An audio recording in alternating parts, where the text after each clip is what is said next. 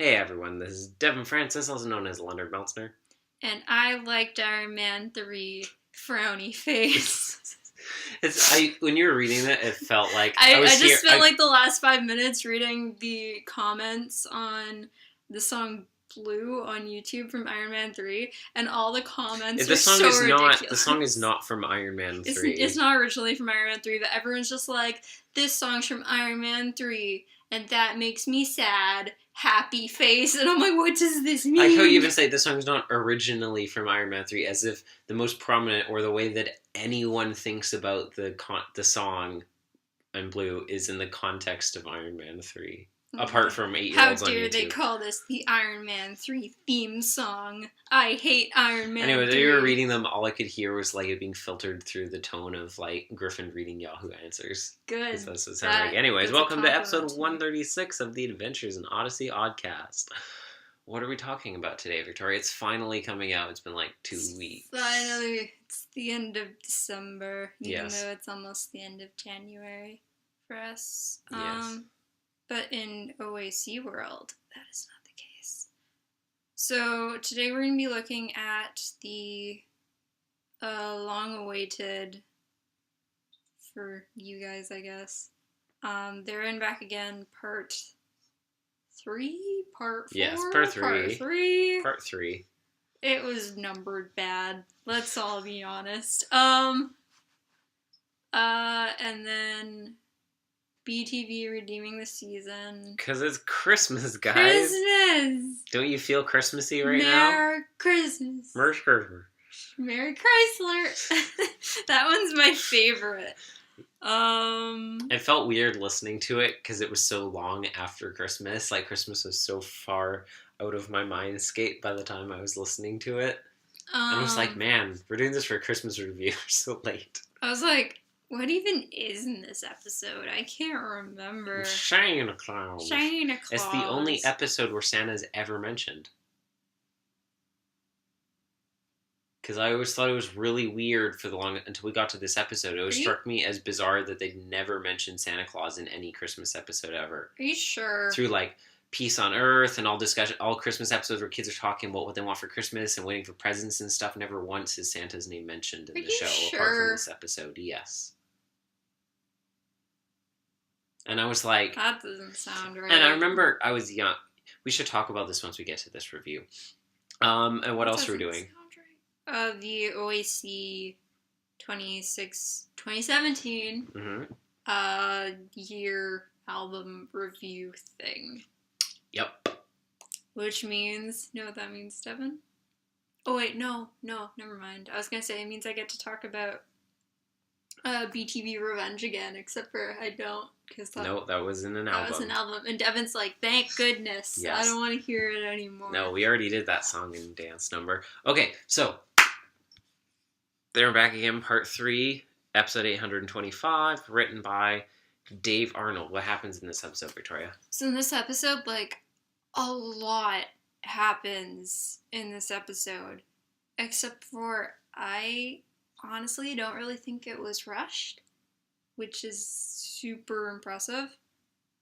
So basically every single thing, including things you didn't even know about, are tied up, and all of Devin's predictions from last week were wrong. What predictions did I make? That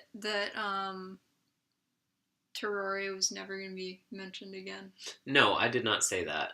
Yeah. No, I said... Anyway, so... I said that Chris says Terraria will be mentioned very again. Loud.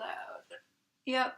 But you were like, it's probably just going to be offhanded, and it's not going to be... Exactly, but I did not say she would not be mentioned again. Anyway, so we get everything resolved with the cult, and what's the boyfriend's name? Ethan.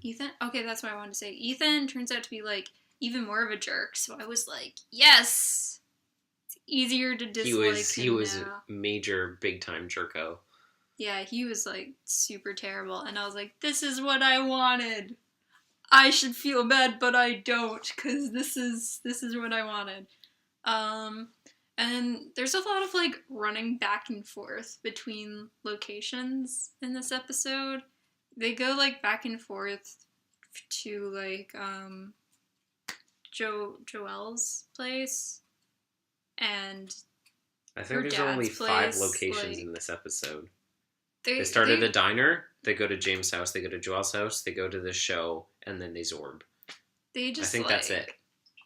This is crazy. Probably a third of the number of scenes of a regular episode. A lot happened in this episode. So, we find out that Joelle has a sister. I actually felt like there was very little that happened this episode, maybe because there were so few scenes that happened. I felt like there was, like, a lot of information. I thought it was interesting when you said that, because I was like, I felt like this episode was very short. Like, there wasn't, like, a lot. Like, I was the like, type was so very much is happening. Quick.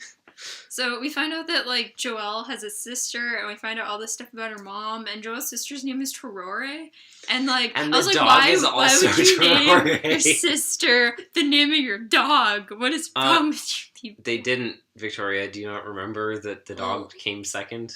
Oh, right. But, like, why would you name your dog after your I know. She already has self-esteem issues, probably because her other sister left, like, right after she was born because she didn't want to be a part of the family anymore. And on top of that, you name your dog after her. You have to have pretty heavy self-esteem issues when you're, like, 1 year old and you're already depressed about what your dog is named. The only series I know where the dog is named after, or, like, a character is named after a dog, like, the reverse, is, in that case, it's, like, a huge insult that they have the same name, and it's Black Butler. Oh. And Sebastian was the name of CL's dog when he was a little kid. And then he named his butler Sebastian. We named the dog Indiana. Your name is Junior. That's what I thought you were going with that. No, I always forget about that. And then remember it at times, like, that it's completely irrelevant. Like, I'm doing a final in history. Okay, Victoria, back to the episode. Like, when did Marie Antoinette die? And then Sean Connery's voice is in my head. He's like, the dog's name was Indiana. I'm like, shut up, Sean I thought you were going to say Connery. historical figure that at least that their life period would be answered by their inclusion in the Young Indiana Jones series. No. But Marie Antoinette was not in that show. No, she wasn't.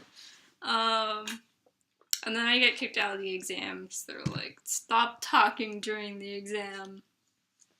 Anyway. So we start out with an extremely long previously. Oh yeah, I mean, Jay's dad comes back. Jay's going back to Odyssey. My boy, he's coming home. Jay and his dad make up, and Jay's dad is like, I wish I could be more like you. And I was like, I'm crying so much. And then they have this, like, Jay and his dad and all the Whitakers have, like, this scene where they go zorbing at the end.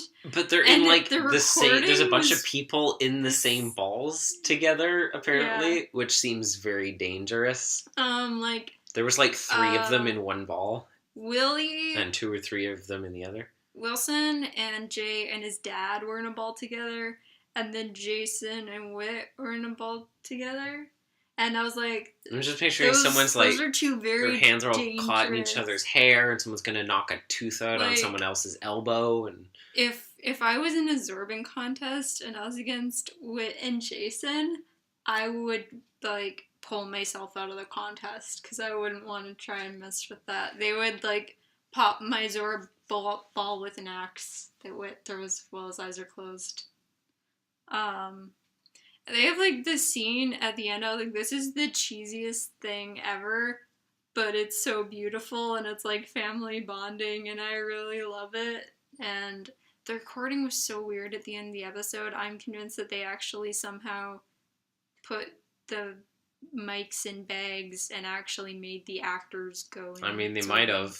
Or they could have just used it sounds like they did. The magic of EQing. No, or they. It sounded weird though. Yeah, that's what EQing does. It makes it sound like you're different. I mean, I'm not. They very well could have gone inside a container, or they could have just really heavily EQ'd their voices. Yeah, but I don't know. Anyway, that was the episode. Oh, and Joelle's just like, she reunites with her dad, and she's just like, I think I want to figure some things out with you, but I'm still uncertain about some things. And I was just like, I actually really like that. That she wasn't just like, I was 100% wrong. I will never question you again. I'll never question you again. I am just completely on your side. She's just like, I still have a lot of things that we need to talk about. I need to sort through some things. And I don't know where I stand with some things. But, like, I want to go back and live with you. And I was just like, that is the right way to deal with this situation. This episode was so much better than the last episode. Remember part 2? Where I was just like, I hope they do better. I hope Dave Arnold does better, because I believe in him, and I want part 3 to be, like, really good. And it was. And it was good. And I'm really happy about it. There's part of me. It was really good. That's like, in an ideal world, you don't have to get to part 3 to recontextualize the beginning to make it not bad.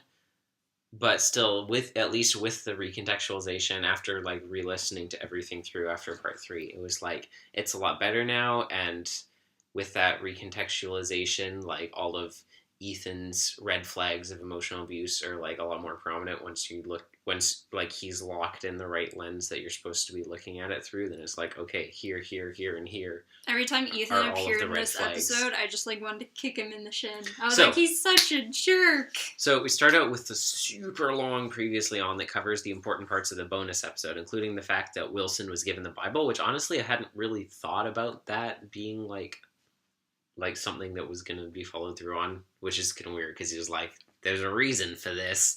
And I was like... It was, like, so awkward, though, when he tries to give it to James, and he's like, no. No, when the Bible was given to Wilson, because I guess I, like, didn't completely hear that part or something like that, or I missed some of it the first time I listened to the bonus episode. Mm-hmm. So when I saw, like, the previously on, he's just like, there's a reason, and he's just like, but it's so precious. He's like, take this, and I was like, this is awkward. It's dangerous to go alone. And I was like, this is just kind of weird. Like, I know that kind of thing does happen and stuff, but, like, it just felt a little bit awkward the way it happened. Like, what do you think? Maybe, like, the wording of it, I guess. And then Wilson comes back, and he's just like, guys, I got this precious Bible, and they're like, sweet, let's sell it on eBay. Yeah. That doesn't happen. But he's like, I got this, and I'm supposed to do something with it, but I don't know what. And then Witch is that inspires me to do some things with the imagination station and random objects for books. I mean, like, from a writing perspective, I feel you, but also, like, that is how God works. I know. So I know. I was joking. Yeah, for some reason, I guess I didn't think that, like, God's purpose in giving the Bible to Wilson was, like, going to be related to something that we were going to hear on the show, since it was technically a bonus episode. I thought Wilson was going to do something with it, but then he gave it to someone else, and I was like, oh, it's for James, and James was like, I don't want to give it to someone else. Yeah, I was like, for some reason, I thought, like, it wasn't something we'd hear, since this was technically a bonus episode, but then I was like, well, this is a bonus episode that everyone can hear who's heard the rest of the story just as easily, so... Yeah, I mean, I don't know. That thought both of those thoughts, like, in that order, came to me, like, 6 different times. I was 100% correct about, like, James's recognition of the significance of Joelle having the Terrori embroidery. I was 100% correct. That the reason he was... with you. Why are you acting like this is a huge thing? Because when I get things right, it is a big deal, Victoria. Yeah, but I figured it out, too. It was, like, super obvious. Well, yeah, but you did that all the time, and nobody cares. You clearly do if you're making this. Haven't you listened to When Bad Isn't So Good, Victoria? It doesn't matter when you get it right. I'm rusty. Is that supposed to be a good thing in your case? It's a big deal when it's good. That's how it works. Sam. So, yeah, James let the dog be named Terrore, and he still calls his daughter Terrore, and he sees no issues with this. Yep. I was like, oh, New Zealanders, is this just like a thing? I was floored. I was like, why aren't they focusing on this? He's like, oh, the dog only responds to Torore. So I'm like, oh, I guess I'll call her that now. My daughter is still in formative years, but I'm going to keep her having the same name, and this is just going to be okay. You know, it would be really smart writing, actually, if he said, like, the dog... I guess they would have to have a different way of finding out the dog's name. But, or they just hear him say, like, the word Torore, and they think that, like, in the context, he was talking about the dog, and he says, oh, the dog only responds to Torore, but what he's saying is, like, the dog doesn't like listening to me, he likes listening to my daughter more. Oh, I see. And then everyone would be like, oh, the dog's named Torore, and then plot twist, it turns out the daughter's named Torore, you know, since... It's weird that they have the same name. It is weird. Also, given that he's a champion sheep herder, it would be weird if the dog only listened to his infant daughter. I know, but like... But, okay, that's weird. That's my next point. I'm having a bit of trouble putting together in my head that James is a champion sheep herder with fame and acclaim, yet apparently his dog... he didn't have before his wife died 2 years prior, and once he got this dog, not even for the purpose of sheep herding, but just for an emotional companion, he didn't even care enough to give it its own name. He just called it Dog, and it wouldn't even respond to him unless he called it by his daughter's name. I'm like, this seems like a messy setup for someone who's so supposedly, like, professional and famous for their sheep herding skills, controlling their dog. I swear, it's only this one dog it happens to. Oh my gosh, do you think it's like with the McElroys when they say, like, calling, like, cows remember their name for a year? And then you just call them all cow and they all come. And it's just like all his dogs are actually named Torore. Do you think he's just really bad at naming things? And Maybe. Like he's just so bad at it. And I thought Mrs. Randolph was bad. His wife is the one who named Torore, like the daughter. But maybe he's just like, I can't come up with anything better. I think that's a good name. So he just calls all of his dogs Torore. It's like when you find a shirt he's that you like. He's worse than naming things than Harry Potter. It's like when you find a shirt that you like and you buy like 3 versions of it in different colors. It's like, that Torore is a good name. I'm going to name everything that now. Speaking of Kiwi accents, I was really sad in the doc learning that the reason Jessica Negri doesn't have a New Zealand accent is because she was like bullied into changing her voice to an American one. That was really sad. The doc was really good, though. I watched it this morning. I felt so bad. So he wasn't kidding about the rocket scientist brain surgeon thing. He really is Kim Possible. Where does a rocket scientist work in Odyssey? Yeah, Jason was the one who first mentioned it. Yeah, when I re-listened to like in the earlier parts when Jay made the joke about it, or like what we thought was a joke. Yeah. When I re-listened to those, I was just like, oh, that tone of voice. He's actually serious. No, I figured he was serious. Like, the first time I heard it, I didn't think he was, but then you said he was, maybe. And then when I re-listened to it, I was like, oh, he actually is. I figured he was, So when I listened to this, I was like, okay, 100% confirmation. Acknowledge the possibility. He is Kim Possible. Acknowledge... Jay is the best. He is Kim Possible. The possibility that it could have been a joke. But yeah, Jason was actually the one who's like, isn't your dad a rocket scientist? Where does his dad work? He lives in Odyssey. Does he just telecommute somewhere else? Better question. Do you think he was linked to Novacom in some way? Yeah, Novacom had rockets. I was thinking like Eugene did that stuff with like the plane, and planes, rockets both fly, and the college was the plane also had nothing to do with Novacom. He didn't say when the plane thing happened, though. It had nothing to do with Novacom. You don't know that. For some reason, I always assumed it happened, like, around Novacom. Because when he talks about it, it's, like, during the Leonard Meltzner saga, I think. It's the first episode of the Green Ring Conspiracy. Okay, never mind. But I was always thinking, it happened when was the last time a plane crashed in Odyssey? I was thinking, it happened a really long time ago. And Eugene said several years ago, my brain, I think. When it's, a long time ago to Eugene, is about right after he started working at the college. Yeah, after Malachi's message. That's the very, arbitrary way that you think about what a long time ago is to Eugene. Thank you. So, yeah. Ethan. We had a lot to say in the last part. Jerk boy. About, everything.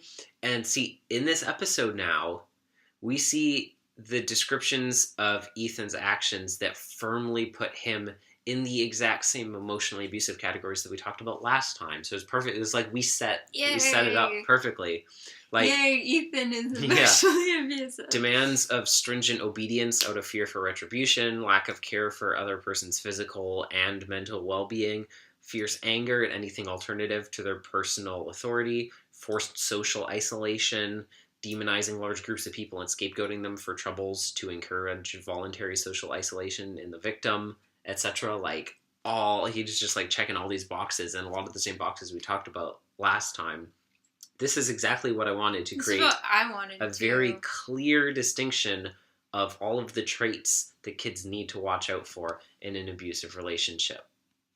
So I think Ethan was done very, very good in this episode. And I'm really glad about that. I was happy that they were able to like paint out all these things, and then I was re-listening through it. And there was a lot of other, like... I liked this episode. Red flag moments. The fact that, like, they talked about how as soon as Ethan came in, like, Joelle's eyes looked vacant. Like, she was dissociating, just being in his presence. Jay's distrust of him and, like, his instinct about that.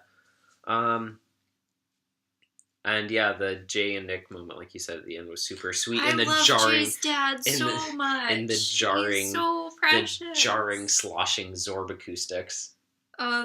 This I love the Zorb scene, but like the voices, they sound so weird. I was very confused when that scene started. Where were we? Because like it went from Joelle talking with her dad and them having an emotional moment to like hard cut them in the Zorb ball and their voices are all echoey and you can hear water sloshing around. You're like, what is happening? I know. I was so confused. First, I was like, is Joelle gonna be in here too? Is that the tie? But that would have been a great.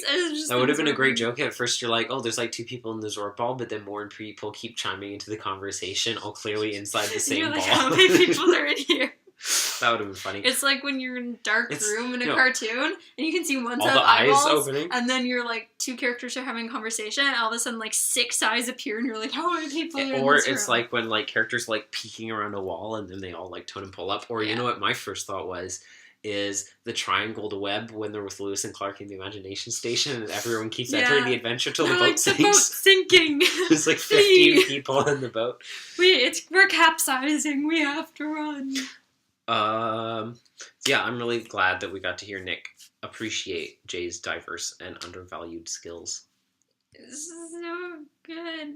Nick is so good. I want to meet Jay's mom now, cause like Jay's dad is Kim's dad. Mm-hmm. And they're both super cool, and they're both rocket scientists, and Kim's mom is super cool. So that means Jay's mom is super cool to the level of Kim Possible's mom. What if Jay also has, gonna like, save the world one day? Little twin siblings. What color is Priscilla's hair? She's on the cover of 54, right? I'm gonna say blonde. I'm hoping she's a blonde. Please. Devin! I think that's Priscilla. That is Priscilla. She's a blonde. Do you know what this means? Priscilla's unstoppable to Jay's Kim Possible. Devin. And Barrett is Rufus. Barrett is Rufus. Okay. Oh, this is my new AIOO. I'm so happy. So Nick's line at the end, the gray mist. Well, technically it was the way that Willie phrased it, which was slightly different. This means Jay's gonna get 2 more siblings. The greatest common divisor of supposition and unawareness is dual planes never intersecting. That was quite a quote, because it's not... I don't understand It's not often that there's a line in this show that I actually have to take time to mentally unpack to pull apart what's going on. Let me read it while you talk. Greatest common divisor of... Like, I actually had to, don't know what think that about means at all. I really had to, like, it was like, I get it, but trying to put it into words to like, fully grasp enough to put it into words actually took me some unpacking, which is quite rare from the show. So the best way that I could reword it is, if you're in a relationship with someone and you don't communicate about what's going on between you, any assumptions that you make are tantamount to completely unfounded guesses. How did you? Because the people are dual planes. What does supposition mean? Supposing, like assuming. Oh, okay. It's saying that the two people are the planes, and they're dual planes that are going parallel, so they never intersect. So they're two people in a relationship. They're locked together in parallel, but they're not intersecting with each other. The intersection is the communication. Mm-hmm. And saying that this going forward in a relationship but not communicating or interacting with each other is the greatest common divisor of assuming and being completely unaware. What does divisor mean again? Like, it's what the biggest thing that they have in common. So they're saying that the way that you don't communicate and don't know what's going on with someone when you're completely unaware is the same state as you are when you're assuming. So when you're assuming and you feel like, oh yeah, I know what's going on without talking to them, you might as well be completely unaware of what's going on. You are completely unaware of what's going on with them. So communicate about what your relationship is with people, because that was the problem with, like, Joelle and her dad weren't talking about what is our relationship and, like, what's going on. Same thing with Jay and his dad weren't communicating about, like, about Nick, how he felt about Jay, and Jay how he felt about his disappointment and stuff. Is that taken from something? I assumed so. I assumed it was, and I looked it up, and it's not anywhere, so. Applaud for Dave Arnold and his good quote. It's a good quote. I mean, it's hard to understand, but it's good. Even if, like, that is from something, it's good still a good use thought. of it. Good quote, I feel like, captures that it's a good thought and also put in a way that is, like, easy to understand. I feel like this is 3/4 of a good quote, because it takes a little bit too much mental unpacking to get to the heart of it. Yeah, I remember doesn't Jay have, like, the same reaction? He's like, I don't know what that means. No, but I was really hoping they make that joke about, like, how that, Nick is, like, literally related to Einstein, which they play off as, like, oh, that's canon. And it was like, interesting choice. I was just like, that explains a lot. And no, that actually made me really happy. At least it didn't say descended from Einstein, because that would make no sense. That made me really happy, because I was like, Jay's related to Einstein. It's an interesting... I mean, they didn't say how closely. I mean, it's not like they're saying, like, oh, he's related. Leave me alone. Einstein is pretty recent history. That kind of family relation... Like, I mean... Without specifying distance, then it's like, well, yeah, sure, he's related to Einstein. We're all related to Einstein. Yeah, but Einstein also helped create the atomic bomb or something like that. And I mean, tangentially. He tried to make up his mistakes. He tried to make up for it. Also, it wasn't his fault. I know he it wasn't his fault. He didn't work on the bomb. I know that. He made E = MC squared. Yeah, he made it. He made it. He made science. He invented energy mass conversion. He invented science. Not conversion, but yeah. Conversion in the mathematical sense, not in the physical sense. Okay, in the doc online, Bob visits the actual A&P show, which I assume is named after, like, the old grocery store from that short story that you have to read in, like, high school and first year English. I read that in first year college, actually. I read it, I didn't like it. I read it in... Is that the one in high school and in first year is it about a guy college. who's a cashier? Yeah. I hated that story. And, like, the girls come in... It was... In high school, we read it, and it was like, okay, whatever. And then in first year at Selkirk, we read it, and it's, like, actually, like, a modern take on, like, Greek mythology and the myth of, like, the harpies and sirens and stuff. And I was like... Oh, and, like, there's a bunch of stuff about, like, the Red Scare and, like, communism and stuff, and they're, like, showing, like, all this stuff, and I was like, oh. Because I'd read it before for grade 12 English, and I didn't pick up, like, anything else. Like, when you, there are things you don't like, and you're like, there's no substance to this, and then you hear an analysis of it, and you're like, holy crap. You mean, like this podcast where we, like, talk about episodes we've heard 100 times, and then we talk about them to each other and realize all these things we didn't know? I found these new reviewers and analysts on YouTube the other day, and one person was talking about Eraserhead, and then one person talked for an hour about, like, the Don't Hug Me, I'm Scared series, and both times I went into the videos, like, so cynical and jaded, because I don't like either of these things, and then I came out of it, and I was just like, it's so deep, the lore, oh my gosh! So, anyways, back, we're still completely on topic, which is Bob going to the A&P show. And he talks with shearers and shepherds about controlling sheep. And then they go on a tour of filming locations for Lord of the Rings, for scenes in Lothlorien, Caradhras, which is the mountain that they go over, like the big snowy mountain. Red and brown hair everywhere. The parade of the Oliphants, Arwen's Island, the Anduin and the Pillars of the King's statues, or with the Pillars of the King's statues of the Anduin River.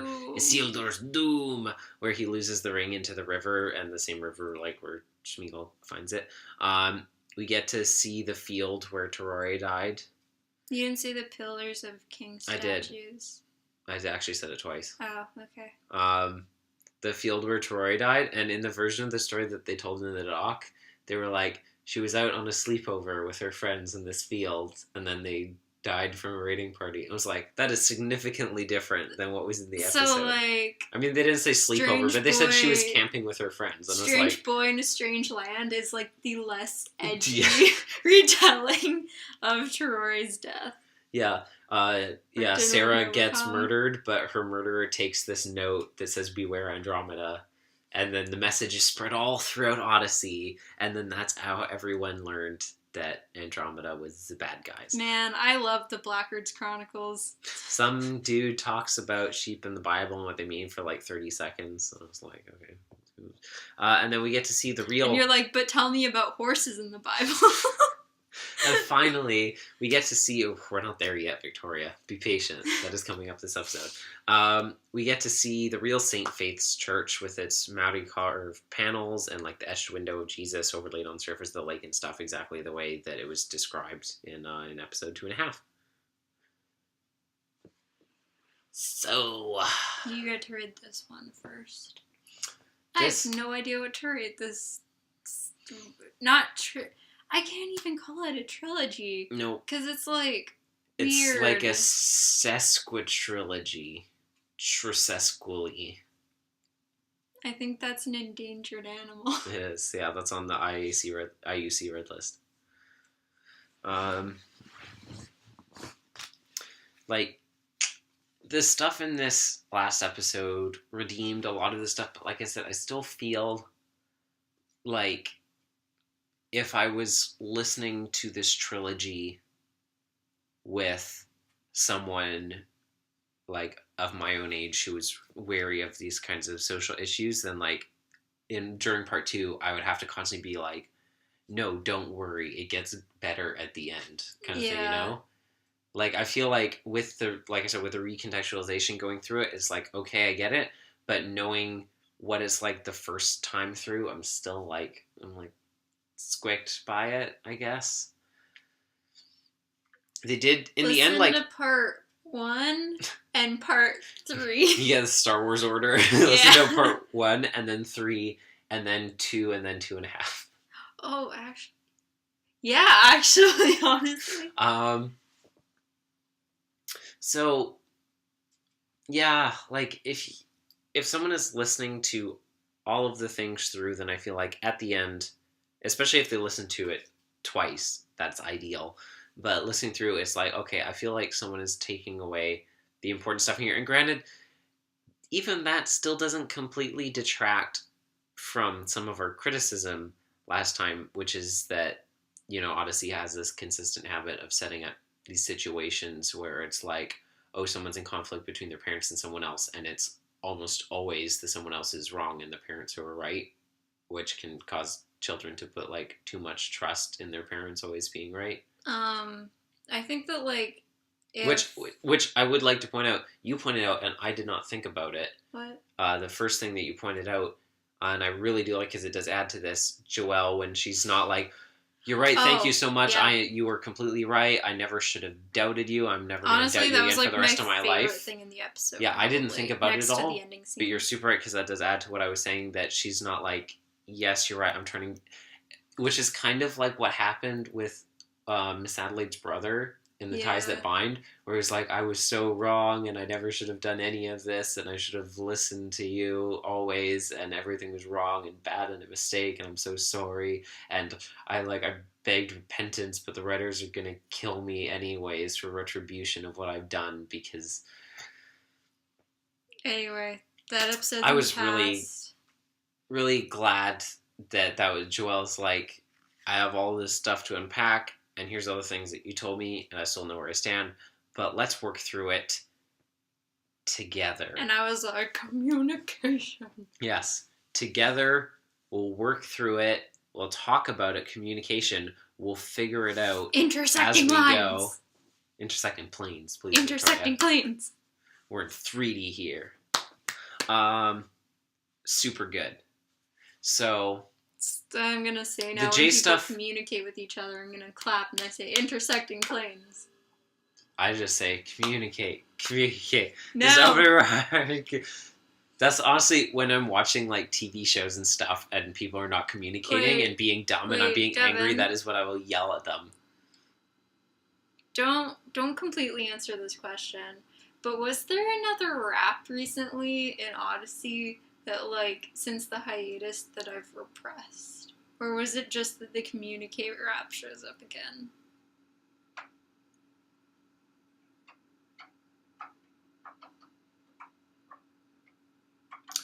I think it's just the fact that Kevin made the music video. Okay. No, the communicate rap shows up in the Let's Get Together episode. Oh, yeah. Yeah. Yes. Okay. But, I mean, it was first brought into resurgence by Kevin making the music video for it. Do you think that's actually, like, why it appeared? I'm not saying that's why it did that. Okay. I mean it, like, in the public mind.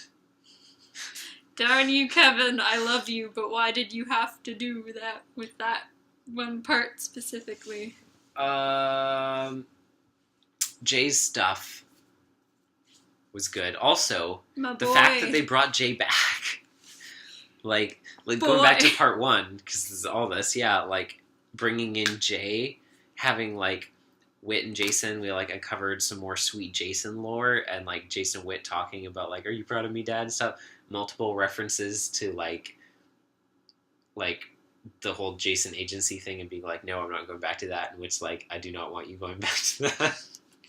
I think that, like, there are parts of this episode which are just, like, at the best when you hear them for the first time, and other parts which are only good when you hear them after the entire thing. Which, I mean, there are a lot of methods of storytelling, or, like, stories I know. Yeah, but this is different than No, that. wait. That's what I was gonna say. Okay. I was gonna say, like, where you think one thing is something else, but it turns out it's a different thing. But this is different. This is different. I mean, it's like foreshadowing and red herrings. Yeah. That's like the good kind. I think this set of episodes is pretty good. I'd say the weakest, and this is including like re-listening value and stuff, and like once you've heard all of them, I think the weakest is definitely the Terror episode, followed by because it's like it's weird. It's where do I put this? It's kind of a hodgepodge. You don't really know where it belongs. Abracadabra. So yeah, I'd put Terror, and then part 2, part 1, and then I think part 3 was the best part. Because I think it just tied everything together very nicely. And it had Jay's dad, and it had the beautiful... I never thought I'd say these words, the beautiful zorbing scene. I hate that sentence so much, Devin. I don't know what number to give this. It's awkward. It's such an awkward, like... I'm going to give it a 4.2. I'm going to throw that out there and just leave it before I change my mind. Part of my brain's like 3.5, and I'm like, no, not that low. 70%. Can I do a 0.75? No. 0.75 rounds to 8. Then I'm gonna do 4. I'm gonna give it a 4. All right. So, yep, that's that. That is the end of the year for the Adventures in Odyssey Club. So, we'll talk about BTV, and then we'll talk about this past year. So let's get Christmassy. So, Episode 434, BTV Redeeming the Season. Merry Christmas, everyone. Yay, written by Jim Ware. So, Christmas present for you guys, Iron Man 3, theme song, Blue comment. I dislike this film for the uninteresting story, fake Mandarin, and making War Machine into Iron Patriot. Spoilers. I just spoiled the entire movie. This is the best comment. This is the most Yahoo Answers comment section I've ever seen before. I love it so much. It's so funny. It's so funny. What happens in BTV Redeeming the Season? Oh, I almost just read your points. So don't you dare. Those are copyright TM Devon 2018. So in this episode, I will sue you. I think this is the last normal BTV Temptation is in album 49. Oh, right. No, never mind. Yeah. This also technically takes place before BTV Obedience as well. I know. That's why I said technically, because album order. Yeah. Not airing order. This episode's kind of an oddball when it comes to airing order. Yes. So in this episode, we have a bunch of random things going on. There's a little sing-along at the end, as there usually are with Christmas episodes in Odyssey. On a rare occasion. They have them more than once, so more than once. It's happened at least 3 times. There's 40 Christmas episodes, though. What's your point? Okay, yeah, but there have been multiple episodes that are just straight up Carol episodes. Yeah, but that's not what you're saying. They don't do that for any other holiday. No other holidays have carols. The Thanks-Taking story has songs. Those aren't carols. You didn't say carols. Yeah, I did. No, you didn't. I said no other holiday has carols. No, before that. You said it's the only holiday that has, sing-along. Fine, whatever. Anyway, and then the story by Bernard is the tale of St. Nicholas. And I've always had, in my heart, a soft spot for St. Nicholas and stuff. Because when I was a wee little lass back in Sunday school, my aunt would read us this picture book of St. Nicholas around Christmas time. I think she only did it either once or twice, but I really liked the book. So when I first read this story, I was just yes.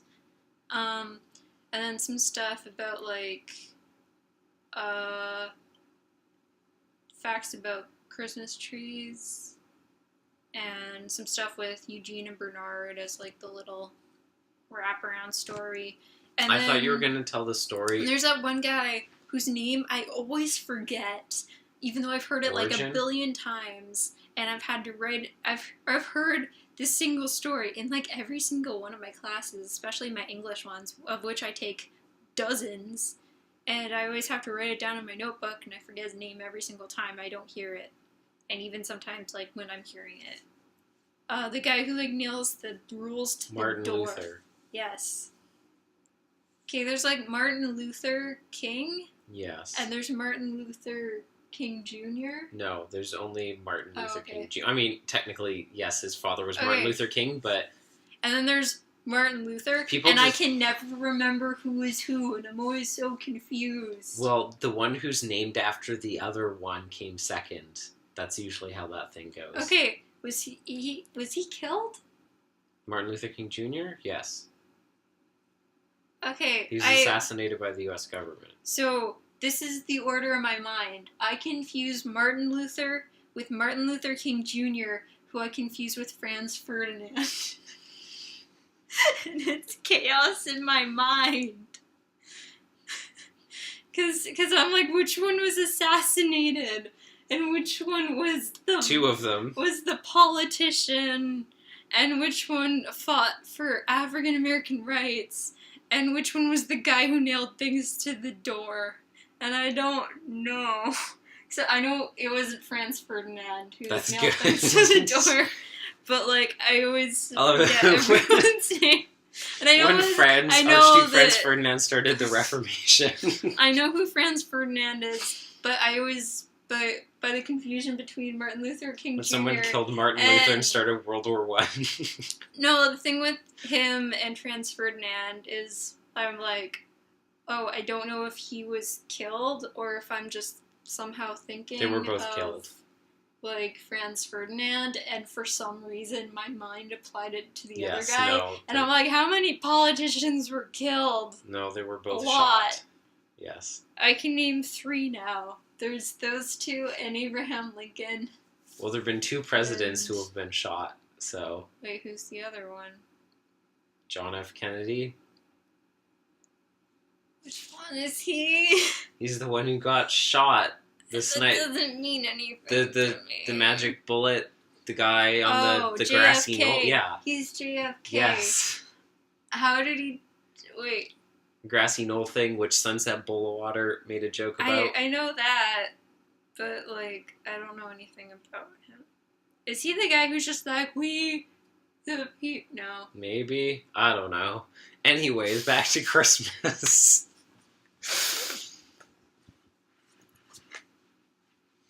Back to Christmas time. I've always found it interesting, as we said before, Santa Claus. That's the conversation we're happening. It always struck me, like peace on earth and stuff like that. Barclays go on and on about like when presents and stuff. They never talk about Santa on this show in any episode apart from this. And it makes sense that the best place to address the whole shebang is talking about the real history of St. Nicholas. I was confused about it when I was little, and then I was like, I guess it makes sense, because I'm sure there's a whole bunch of Christians who are like, I'm never telling my kid about Santa Claus, because 1 is lying, and 2, it distracts from the real meaning of Christmas. You can't write Xmas, that's like crossing out Jesus' name, and he'll smite you with lightning. I love the Nostalgia Critic review for Ernest Saves Christmas, because Ernest is like, driving Santa in a car because he's like Uber or something before Uber was a thing. And then on his dash he has a sticker that says, keep Christ in Christmas. And the Nostalgia Critic's like, but Santa's in your car. Anyways, it makes sense that the best place to address this whole shebang is to talk about the real history of St. Nicholas, but they don't talk about the most interesting part of the story, which is that St. Nicholas was on the Council of Nicaea, which is the group that put the group of people that put the books of the Bible together. Oh, that's cool. So Santa helped make the Bible that we have today. Did you have to look this up, or did you already know it? No, I know this.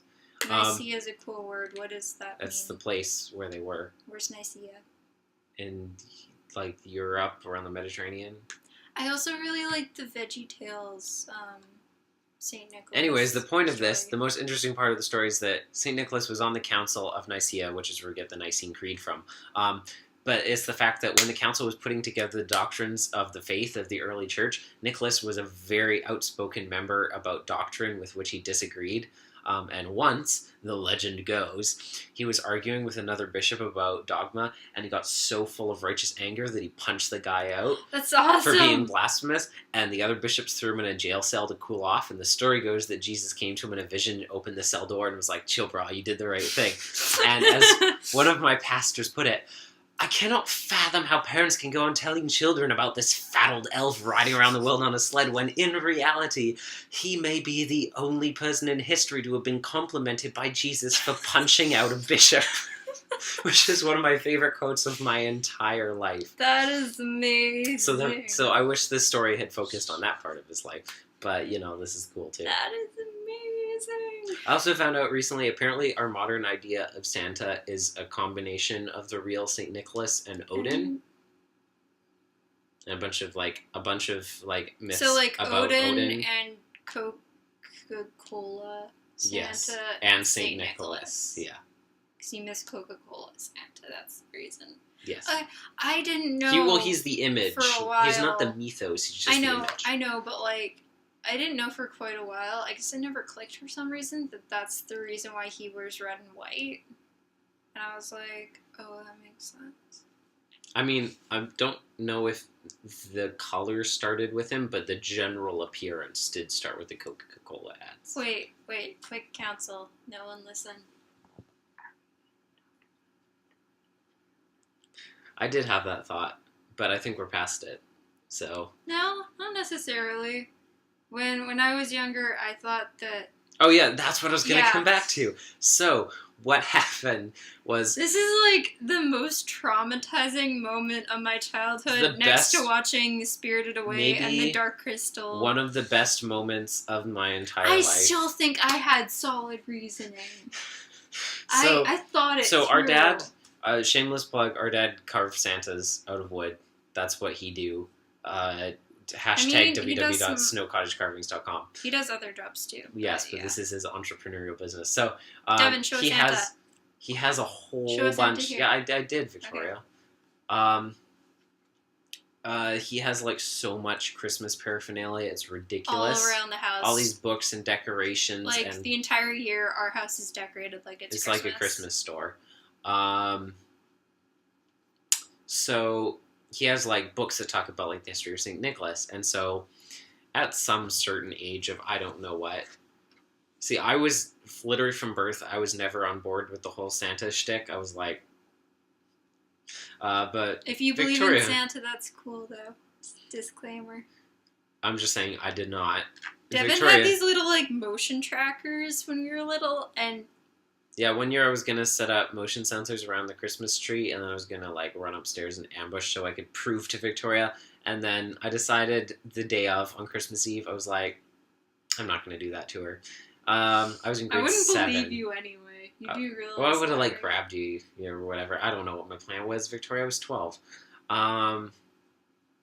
So, anyways, our parents had, like, there's, like, a book about, like, the real Saint Nick and stuff, and they like showed it to Victoria, and they're like, see, he was this guy. Oh yeah, I like somehow, I can't remember how, but I think mom told me. Yes, I think I remember that like she was Santa wasn't real, and then I started like freaking out, but then I calmed down because I had it all reasoned out in my 10-year-old brain. I stopped believing in Santa when I was in grade 5. Leave me alone. So like my reasoning was Saint Nicholas was real. Yeah, so they're like, because of those stories I heard. Show the book, and they're like, storybook. Mom was like, he was a real person, but then he died. And then I was just like, okay. And then I went to my room and I like paced back and forth along the hallway for like 10 minutes. And then I came back up to her. She was, like, brushing her teeth this entire time. Yep. She probably wanted me to leave her alone, but I did not. And I was like, I figured it out. So, he's dead, but he's in heaven. And each Christmas... No. That's not what you said. What you said is, I just think it's really nice of Jesus to let him come back to Earth every year to deliver presents. And my mom was just like, we need to talk. A second time. So then she like brought me into the living room and sat me down. We've got the first draft down. It's time to revise. And then she grabbed a book from Dad's room, and then they started showing me like the Coca-Cola pictures and draft pictures of Santa, and I was like weeping uncontrollably, and I was like, what is this? It was so good. That's like one of the best letters ever. Why are you laughing? I just think it's really nice that like you were so like it was just the most obviously the only conclusion. It's so nice of Jesus to let him come back from death to Earth once a year to deliver presents. You have to give me props for my reasoning skills. It's really good. I thought it through. It's really good. And so I was like, and then Dad was in the carving room, and he came out because he could hear me crying really loudly, and he's like, what's happening? And I was like, go away, I don't want to see you, you're part of the problem, or something like that, because he carves Santas. And then Mom was like, and Dad was like, okay, I'm gonna go into my room again to keep on working. And Mom was like, do you want to go into the carving room? And I was like, I never want to go in there again. And she's like, okay, we're not going to go in there. I went back into my room, and I cried for a long time. I wrote this long note. I don't even want to talk about this now. And I was like, I understand that Santa isn't real, but I can still believe in him. And I like slid it under my dad's door. And then like I did when I was little, I like, whenever I was sad, I would, like, write notes to people and then, like, slide it under their doors and then leave.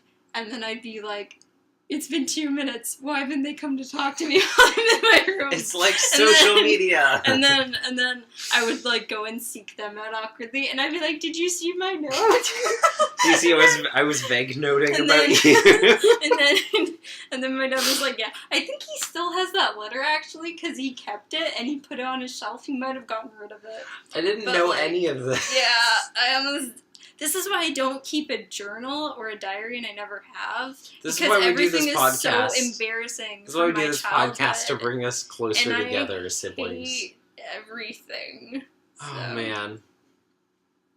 But yeah. Are you crying? A little bit. Santa's real, kids. Keep the faith. Honestly, I'm so glad that I never had to experience that heart-wrenching loss. I remember that was, like, the worst day of my life. So, back to the episode. It's honestly, like, slightly traumatic for me to talk about it. So, and I'm saying that in complete seriousness. I've always thought that this was such a cool episode idea, like, to go through Christmas and pull apart the traditions of Christmas. I hear, and I don't know if this is, like, a media perception thing or a real thing. Like, I hear a lot of non-believers drag Christians for celebrating a holiday that started out as pagan Yule and Saturnalia and then turning around for themselves and acting like it was their idea. And I'll admit, while many people groups like put holidays on the winter solstice, Christians did do it specifically to try and overwrite other faiths' celebration, which is not very chill of them. But at least I'm pretty sure most people are aware of that these days and, like, don't try and deny it, as far as I know. So, yeah, like I said before, album 34, like, this episode, album-wise, is way out of order. It originally came out in, like, the album 34 era, but they didn't put it in the album release because the timing didn't match, like, it being a Christmas episode. And so it kept getting held back and back and back and back until they finally put it out 14 albums later, which is a really long time to delay that. Do you think... I like to think that, like, they forgot. Honestly, maybe. I mean, Christmas Around the World, and they I just think... found it, and they were like, oh, no. Christmas Around the World is, like, the same thing, where it's like, oh, we'll put this... It's, like, weird timing now because we're putting this out during the hiatus. Like, maybe no one will notice. Hey, Phil, do you remember that one BTV episode? No. Nathan pops up. I remember it. Yeah.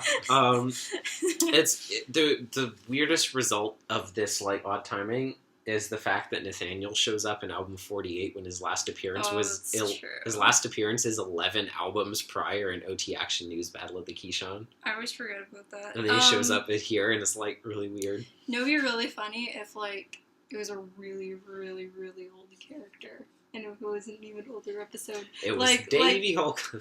Like, Harley shows up. And they're just like, who's this mystery man? It's Becky Riley. I also like to think that there were some Odyssey fans who pride themselves on listening to every episode, and they heard this episode, and every now and then they'd think back to it, they're like, but I never saw that episode again, like, heard it again. Hasn't been in any episode, like, albums. To this very day. Like, maybe I dreamt it, and then one time, it comes out the radio, and they're just like, oh my gosh. No, it wouldn't come on the radio again. It would, like, be in an album, and they'd be like, I predicted the future! And it'd be great. Would come on the radio. Also, the internet did exist at the time, so... No, it didn't. I really love, speaking of calling out the church, I love this episode calling out the church funds going towards furnishing and lavish architecture rather than welfare and outreach. Like, I love how, like, disgusted Nicholas was by, like, his dad being all, like, greedy and using his position to just accrue wealth and such, and then calling that out. I knew what Tannenbaum meant from this episode. It didn't teach me that, even though it had, like, a fact about trees being called Tannenbaums. I knew that from Alf. Yes, I said elf. I meant elf. Yeah, because there's an episode called "Oh Tannenbaum" because like puns, and Devin, I didn't know this till Devin pointed out to me. All of the Alf episode titles, except for like the Christmas special where that girl is dying in the hospital and makes me cry all the time. Suicide. And the guy was going to commit suicide. Like all the episodes except for that one, all of the titles of the episodes are song titles. Yeah. And it makes so much more sense in context because there are always times where I'm like, I'm not good at naming things, but that title doesn't seem like it matches anything that just happened in any way. You mean episodes in general, or you're talking about a specific one? Like some specific episodes. I think that when I first clued into that, because I noticed some of them were song titles, I think it was when I found out from episode 666, Jubilee Singers Part 3, that Old Time Religion was a song. And I was like, that's the title of an Alf episode. And I was like, they're all songs. We would have figured that out because there's because we were super young and we don't listen to music. But there's I remember Old Time Rock and Roll, and La Cucaracha's the one where he has that jawbreaker with a cockroach inside that gets super big. I knew that some of them were song names, but lots of things do that. Yeah. Yeah. I remember with Rick and Morty, I was like, they're all puns off of movies, and then there's one that wasn't a movie, and I was like, oh no, they're just all puns. Okay. Yeah, I think for some of the Defenders series, they've had thematic title things for shows and stuff.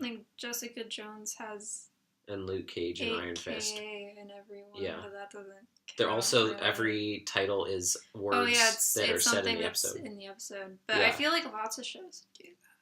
Luke Cage is lines from rap songs and stuff, and they're martial arts moves for all the Iron Fist ones, and Daredevil's just whatever because it came first, and they hadn't. I assume they hadn't come up with that idea yet at that point. Daredevil's just uncreative by being creative and not plagiarizing from others. I don't think Punisher had a theme like that either for its episode names. It's just talking about how his family's dead in every title. Yes. So it is. I would watch a show where every title is just a compliment about Ben Barnes. They talk about when Christmas was illegal and stuff. There's actually one of 2 episodes where they talk about it. War on Christmas. It is so surreal to me when people these days try and talk about how there was a war on Christmas, because the fact that Christmas, for one thing, the fact that Christmas is still by leaps and bounds the most accepted and popular religious holiday in the Western world, beyond that, this episode and In Time for Christmas both remind us that that Christmas at various points in history has actually been illegal. There was a war on Christmas, and every time it's happened, it was the church that made it illegal. I like every to think time. That someone from the past would come to the future, and they'd be like, there's a war on Christmas, and people would be like, I know, have you seen the Starbucks cups? And they'd be like, what are you talking about, you fool? The church is throwing us in jail for celebrating Christmas. And they're but have you seen how they took the trees off of the Starbucks cups? Yeah. I didn't even know about the Starbucks thing until after it was over. I found out about it and that people were mad. And I think I've said, quote unquote, that is actually the dumbest thing I've ever heard, that people are mad about such a tiny thing. The dumbest part about it is the fact that they're not Christmas cups anymore. They ruined it. They made it solid red, which is a Christmas color. People are like, it's the color of blood, war on Christmas. They killed Christmas. When I look at those cups, they're like, oh, this is a cup that we do in December. I would look at that and say, oh yeah, it's a Christmas cup because it's red. I saw, there's this picture of a cup that someone made on my computer that I've saved. I really love it. And it says, War on Christmas or something like that. And it has the trees from Lord of the Rings drawn marching towards Saruman. And he's like, leave me alone. Honestly, when it's really great. When people are like, oh, there's a war on Christmas, beautiful. It's socially unacceptable to celebrate Christmas anymore. Everyone hates all these religious holidays. Everyone there's all this favoritism for all the other religions. I'm like, okay, well, let's look at Canada and the United States. Christmas is like a federal statutory holiday. Easter is a federal statutory holiday. Passover is not. Eid is not. No part of Ramadan is.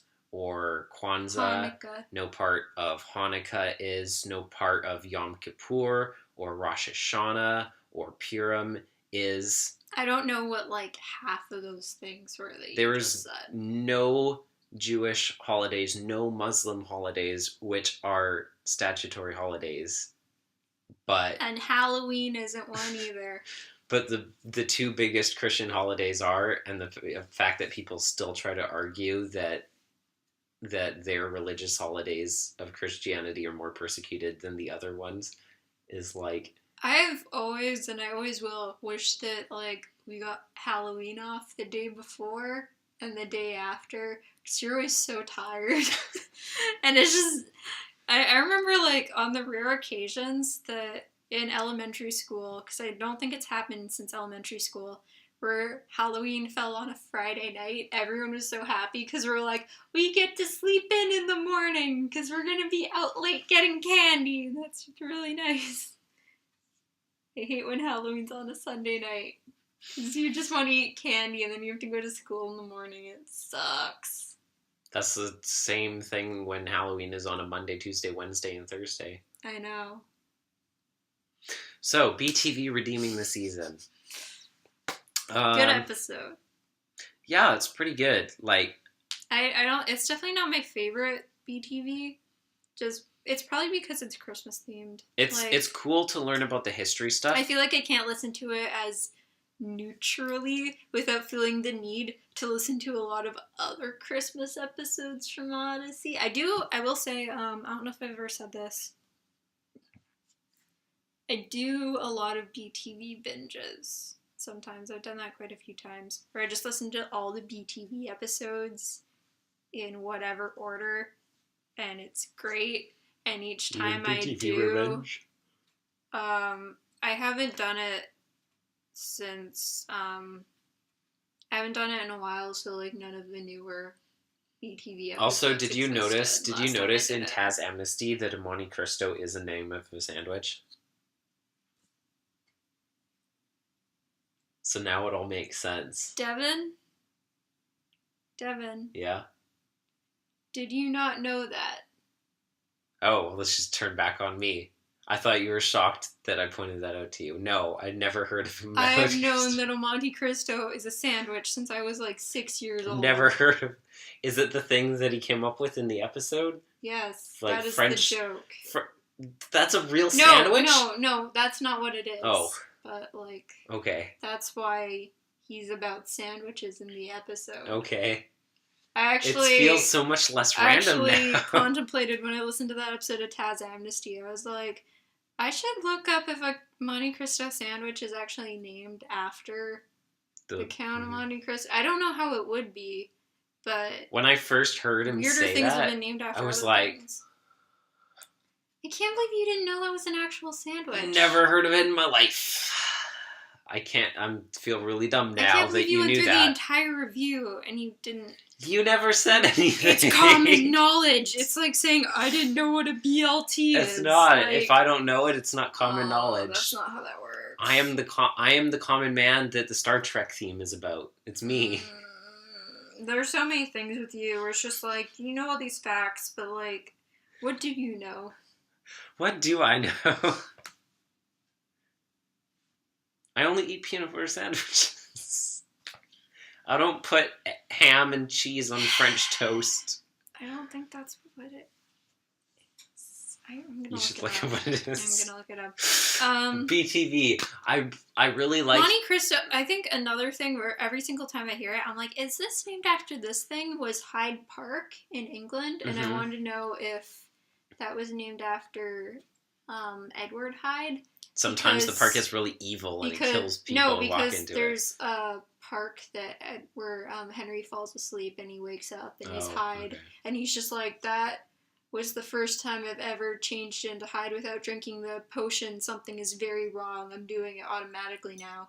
And I was like, I wonder if that's why it was named that. Maybe they named it. So I thought that was interesting. Really? I was saying maybe it used to be named Jekyll Park and then they changed it. I always assumed... That would be funny. I always assumed, if they, had just the sign and they flipped it around sometimes and it changed names. I always assumed, it wasn't named after that, because I was just like... A reasonable assumption. That it doesn't seem like it would be. But every single time I've heard Hyde Park, they changed the name. You would think, given, London, that the name of the park would be older than that book. Short story, whatever. Well, I mean, the short story is back from, Jack the Ripper. Well, yeah, but that's not that. Victoria, London is, 800 years old as a city. I can't believe you didn't know Monte Cristo is a sandwich. So, I really like BTV redeeming the season. I really like... I can't spell sandwich. I really like the historical stuff of, hey, we get to learn about where these things come from. It's nice because it does acknowledge, where that, we stole a lot of stuff from Christmas tradition from other, holidays and groups and religions and stuff. That is what's in a Monte Cristo. Seriously? Yeah. With French toast and all? Well, it's toasted bread, cheese, and sometimes it's ham or turkey, but I never knew it was in a Monte Cristo. I probably had... Neither did I. I've had a Monte Cristo croissant then before, multiple times. Does it work with a croissant? Yeah, Gabe and I had them during our Batman marathon. No, I mean, is that still a Monte Cristo if it's a croissant? I'm calling it one, so sure, why not? I mean, it's a French name, so... If anything, it should only... French toast! Now it makes sense. It only works on French foods. Okay. There's no notes in the guide about this one. Yeah. I think it's, really cool that we get to learn about these traditions and where they came from, both from a historical perspective and, learning, where these things came from, because, some of the things we took from other cultures and some of them are our own and stuff. It's not super duper often on this show that we get to learn more about church history, post-Bible stuff, so that's cool. And the whole St. Nicholas story is is a pretty neat piece of history, St. Nicholas. So I've always been really glad that they did this episode, and it's cool that it's an interesting idea, just the way that they word it, redeeming the season. As a concept to put, the way that they're doing is interesting to me. So. I really, really like this episode, but it's...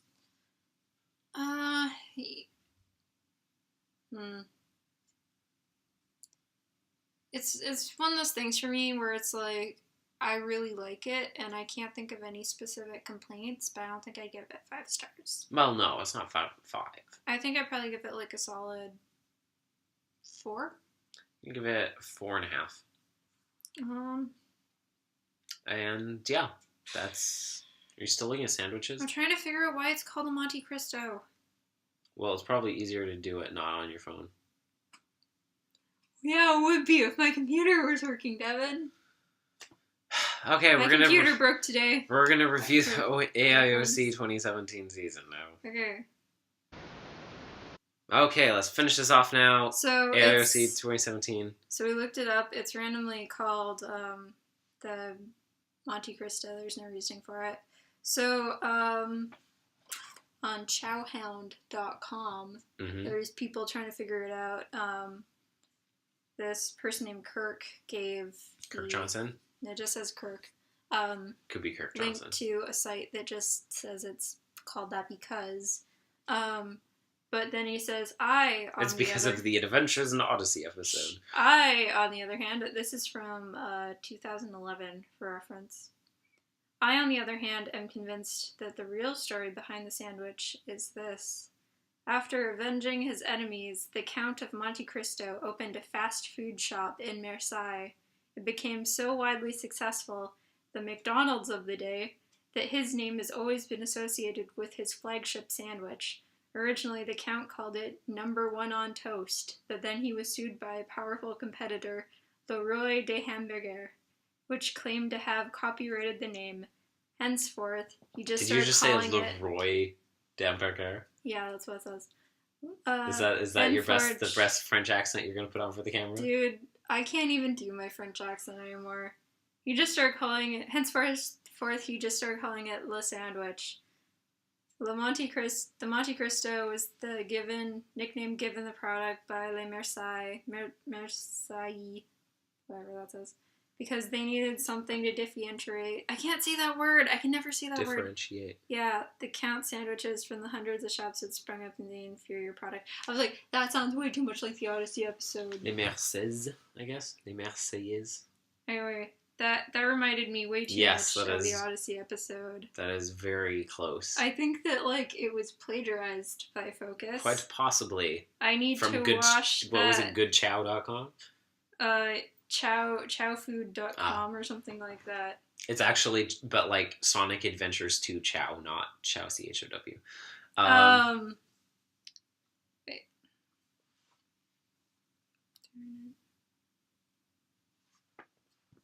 So, OAC 2017 review, Victoria. What did this year start off with?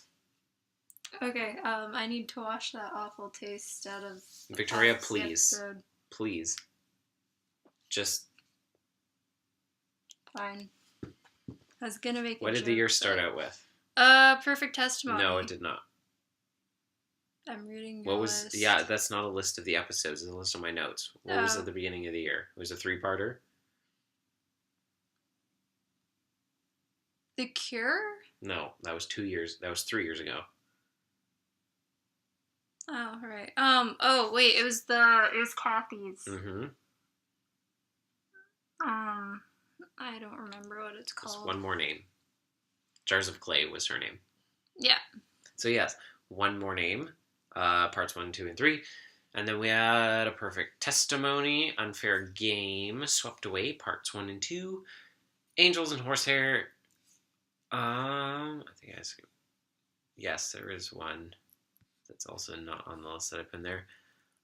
Angels and Horsehair, and Sperry McGurk. Sperry McGurk, I was like, it was another Renee episode. And There and Back Again, parts 1, 2, 2.5, and 3. Can you actually bring up the list, though? Yes. Because I need to look at it. I can do that. Boop, boop, boop.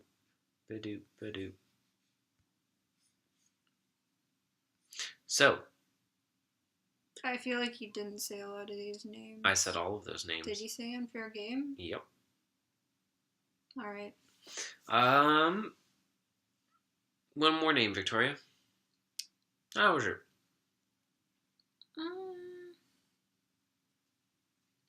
I'm still not sure how to feel about this 3-parter. Okay, I'll go first.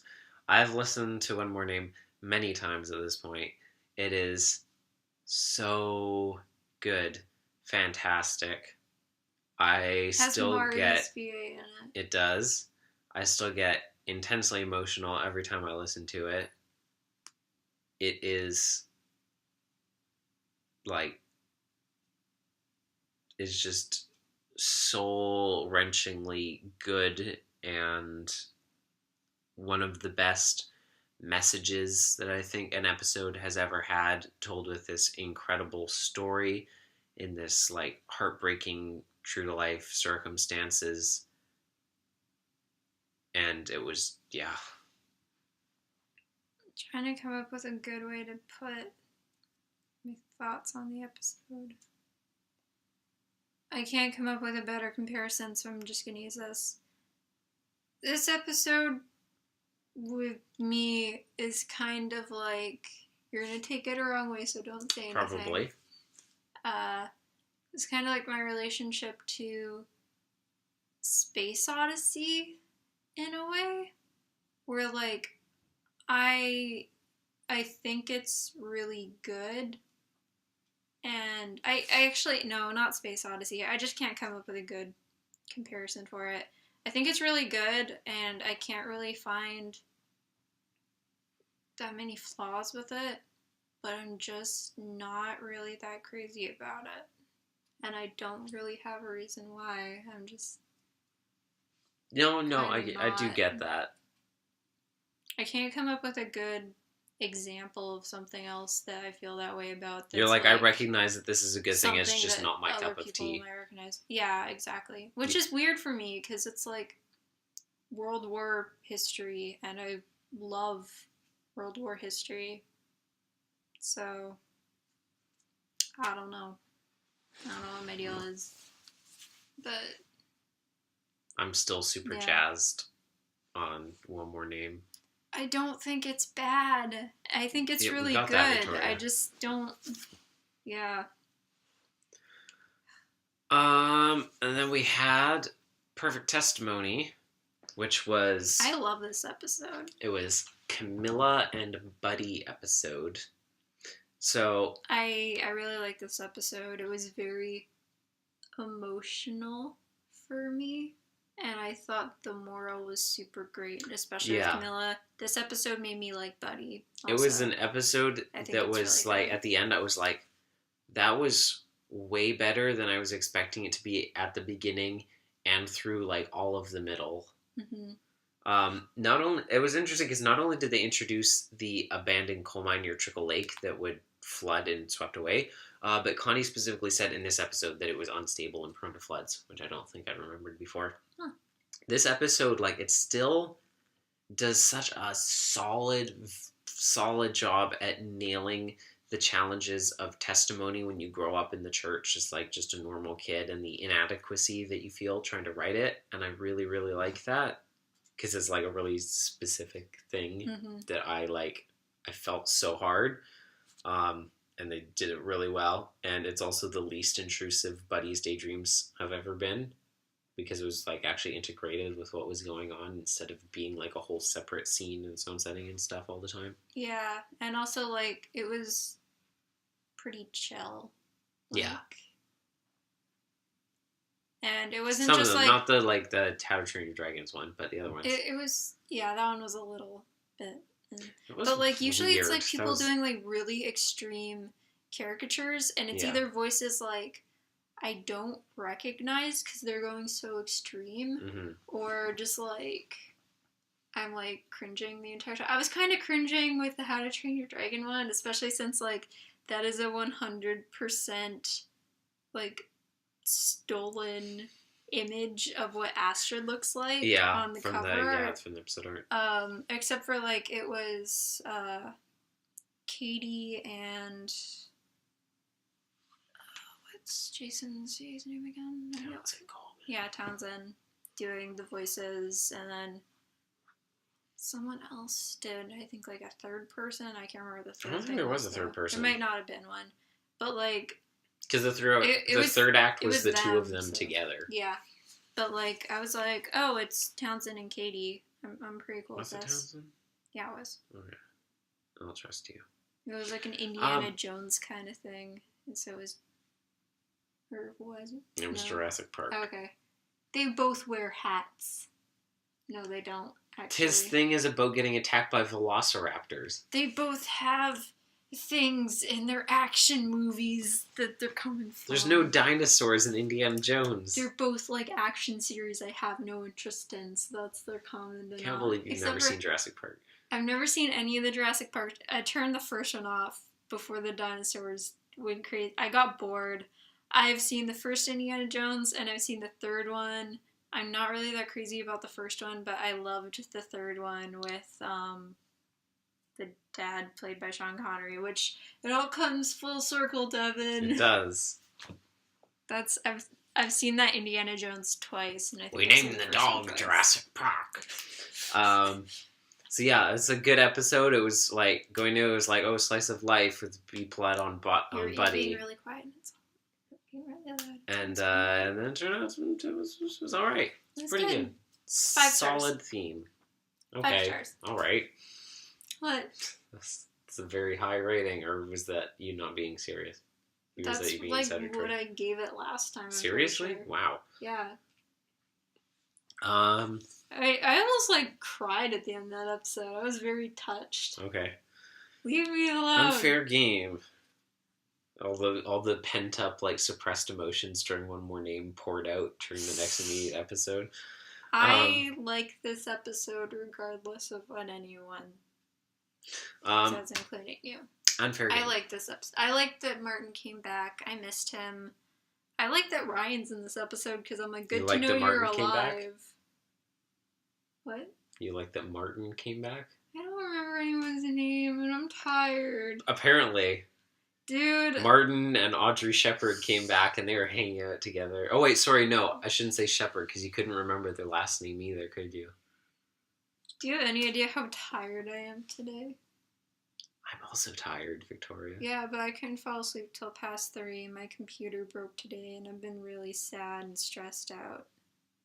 But we're here being happy and energetic for you guys. It's almost midnight. We have church in the morning. Unfair game. Yeah. So this episode is still a mixed bag to me. I still think that it was written to be about like a generically poor country, not taking into mind the specific spiritual details of Filipino culture.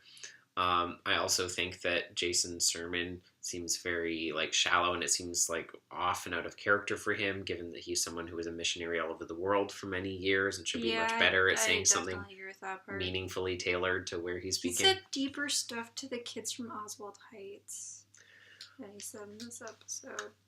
I do appreciate that while it wasn't done perfectly, they did put a good focus on maintaining Ricky's dignity as a person, not as just some like faceless poor charity case. Like Martin is criticized for trying to give him pity leeway in the big game so the scout will notice him. Ricky's on guard about taking the cups from Marvin just because he feels sorry for him. They point out the poverty tourism thing, which is still one of the most sickening things I can think of, and how the kids actually living there like play on the tourist racist stereotypes for laughs, and they play like the Lilo and Stitch thing. Yeah. That everyone, literally everyone in existence, wishes was in the movie and more people want to see. Still, like, I can't help but feel that some of that poverty tourism bleeds into the episode in the way that it depicts the poverty there. It's not, like, it's a catch-22 because it's so hard to show the need in other countries and avoid erasing their struggles without also erasing, like, the successes and the good stuff that they have and reinforcing a racist, like, poor savages image. I don't think it's a balance that can really be captured well in one episode. So I don't think this episode made it, but they at least tried, and I admire that. I remember... But then there's the other stuff I said at the beginning that's like, oh yeah, so it's a mixed bag. Ricky being, like, really annoying at the beginning. I mean, yes, he is obnoxious. He wasn't by the end of the episode, though. His name is Martin. It's Marvin Washington. Okay. I'm so tired, okay. Devin. Honestly, if, like, we weren't recording, I would already be asleep right now.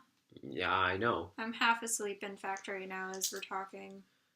Swept away! Another unbelievable... My least favorite DreamWorks movie. Another unbelievable set of episodes that we got. I just realized my least favorite DreamWorks and Pixar movies, the main characters are, like, mice and rats. Do you think I'm like mice and rats? Ratatouille is your least favorite? I hate Ratatouille. I'm the only person I know in existence who hates Ratatouille. How does Riley even talk to you?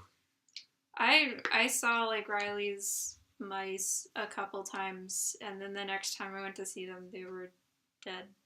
That's her favorite movie. No, it's not. Yes, it is. That's her favorite. She literally, she talks about Ratatouille all the time. Yeah, but she's like... reblogged 100 posts about it. That's what friendship is about. You don't hold those things against each other. Except for that one time... Does she know that you dislike Ratatouille? I don't know. I'm public about it. It's not something I conceal. I remember one time in, like, foods class... I have to hide and shame my... I remember in foods class, like... I'm so ostracized. Auntie Peggy was gonna show it, and I was just like, no, I hate this movie with all the fires in my soul of passion and hate. What's wrong with you? I didn't like at the ending how he lost the restaurant, and I didn't like the reviewer character, the critic guy, and I didn't like the main character, and the lady was probably the best character, actually. Remy was okay, I guess. Everyone else sucked. Remy is the main character. No, I meant Linguini, I know. Swept Away. Are you offended, Devin? Yes. I am. I guess this is my last podcast. Alright. Swept Away. The lore that they give us in this episode is the sweetest nectar. I still cannot get over it. I remember listening to part 1, and when Eugene said that Trickle Lake was a man-made lake created by the damming that stopped the Wayakatala Niti floodplain from flooding, my jaw probably physically dropped. I was floored. I was shook to the core of my being by this information. In our original review, when we learned about the bookend scene family, also Victoria, you probably don't realize this. Remember how the mother of that family talked with Katrina, and we remembered, in an earlier episode, that was mentioned and stuff. It was like a callback, and we were like, that was like an album or 2 ago or something like that. Yeah. Right? Do you know when that scene actually happened? At the beginning of the first episode? Yes, it's part 1. We were like, I think you're a liar. Our best guess for when it happened. That's what I said. I said I think it's the beginning of part 1. You're like, no, it was like 5 episodes ago. Yeah, we were like, I think it was like Legacy that happened, like Legacy, and that's when Eugene, they were talking about that when Eugene got the letter about like Tom's will. It was like, no, that was in part 1. Deepest lore. Swept Away was so good. It was intense. It was dramatic. They had like a whole bunch of different character storylines that were going on all at once that were all interesting and high stakes, and we learned so much. Odenton got obliterated in an AIOC episode, which was nuts. Man. And then we had Angels and Horsehair. So that's still an episode. I don't really... Sorry. No. I'm not really that crazy about Swept Away. Except for the parts with Penny in it were like all so good. Everything with Penny and Wooten I really and Connie and Penny driving through the garage. That was awesome, honestly. That was really cool. And Whit was like, we got the thing working 2 seconds later, and you just ruined my house. No, that was, it wasn't Whit's, it was Connie said that, and it was Connie's house. Yeah. Also, I was confused. Whit's car. Here's the thing I was confused about. Wasn't it Whit's car, though? We thought it was Whit's car, because Connie was like, sorry about your car, Whit. And we were like, because she gave her car to, like, I was going to say Mrs. Sutton. She gave it to Mrs. Kramer. But no, what happened was Connie came out and she hit Whit's car. Oh. Yeah. I don't remember that. Yeah, because they gave between Penny and Connie, they gave one of the cars to Miss Kramer. They took the other one back to the house and then drove it into Whit's car is what happened, which I realized on second listen. Angels and Horsehair. I still feel like this episode makes too light of all those circumstances to show him being helped like so instantly and life changed and giving up all of his burdens because he like was in the presence of a horse. Angel and Horsehair, all I can remember from this is that Whit. Horses are divine beings, and Whit is the scariest. I was gonna say the horses are actually like the Nephilim in Genesis 6, but I literally made that joke in the original review. The horses are the quote unquote schizophrenic tree aliens from the Dark Crystal. Yeah, but like the video doc on Crystal Peak Youth Ranch, then I'm like, it still makes me think like maybe I'm just underestimating the therapeutic power of equine proximity. So I don't know. I've only ridden horses like 2 or 3 times in my life.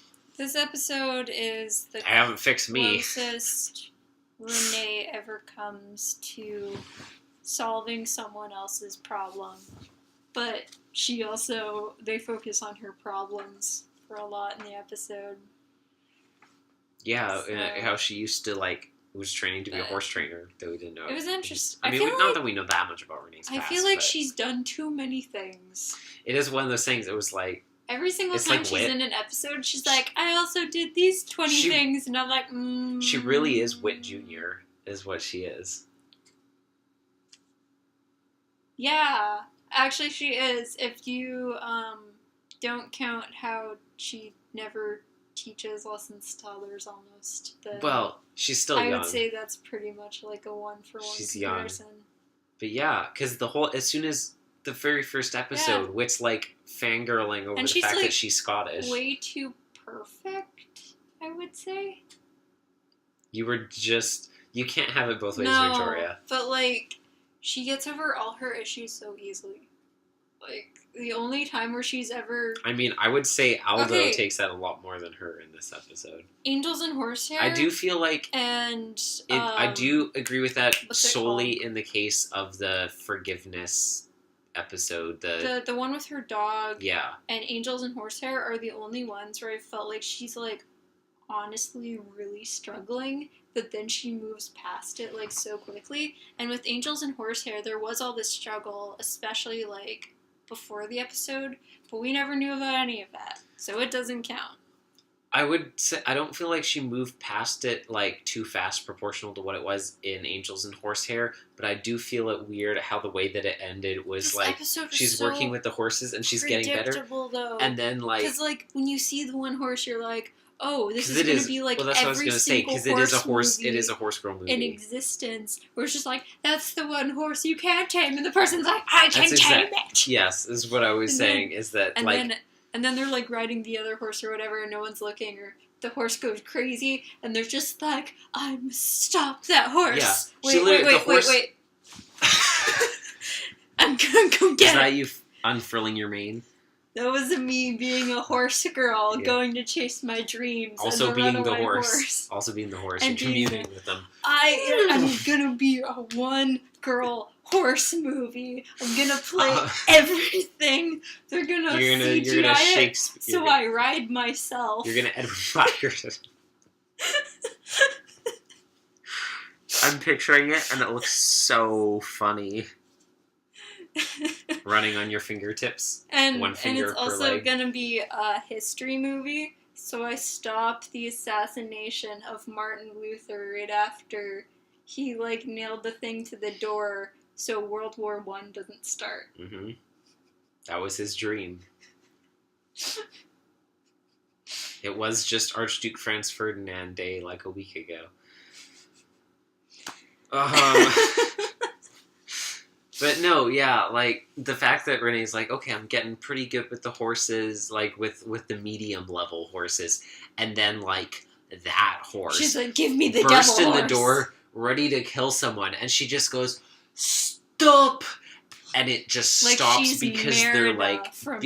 because they're just so soul-bonded to each other, and I'm like, okay, guys...